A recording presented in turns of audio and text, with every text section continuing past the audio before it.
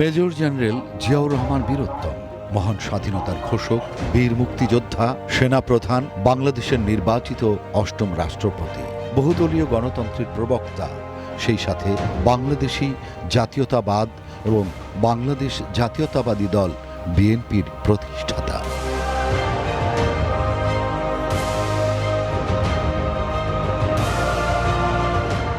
অর্থনৈতিক সংস্কারক জিয়াউর রহমান ব্যবসা ও কৃষি খাতে গুরুত্বপূর্ণ অবদান রাখেন।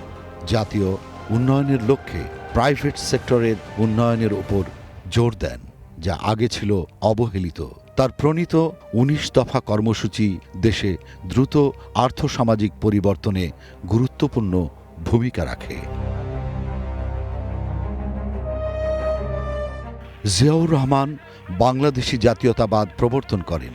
তিনি বিশ্বাস করেছিলেন যে দেশ যত তাড়াতাড়ি গণতান্ত্রিক ব্যবস্থায় যাবে ততই নিজের এবং দেশের জন্য মঙ্গল।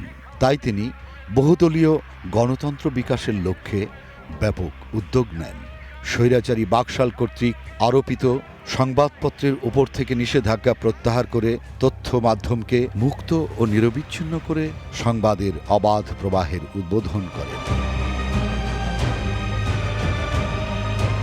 জিয়াউর রহমান আন্তর্জাতিক সম্পর্ক উন্নয়নের লক্ষ্যে প্রথমে দক্ষিণ এশীয় দেশগুলোর সাথে কূটনৈতিক যোগাযোগ জোরদার করেন। একইভাবে পররাষ্ট্রনীতির লক্ষ্যগুলো নতুনভাবে তৈরি করে ঢেলে সাজান। পর্যায়ক্রমে বিশ্বের অন্যান্য উন্নত দেশের সাথে গুরুত্বপূর্ণ আন্তর্জাতিক সম্পর্ক স্থাপন করেন। বিশেষ করে বাংলাদেশ মুসলিম বিশ্বের কাছাকাছি চলে আসে।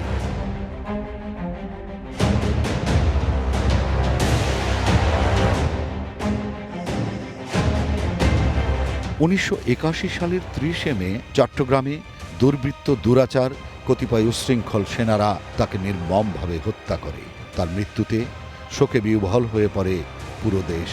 এই মহামহিয়ান বীর রাষ্ট্রনায়কের জানাজায় স্মরণকালের সর্বোচ্চ মানুষ অংশ নিয়ে ইতিহাস সৃষ্টি করে। পরে ঢাকার শেরেবাংলা নগরে জিয়া উদ্যানে তাকে যথাযোগ্য রাষ্ট্রীয় মর্যাদায় চিরনিদ্রায় সমাহিত করা হয়। পালিত হয় সর্বকালের সর্বোচ্চ ৪০ দিনের রাষ্ট্রীয় শোক। তৌফিক আহমেদ, গ্রিন নিউজ ডেস্ক।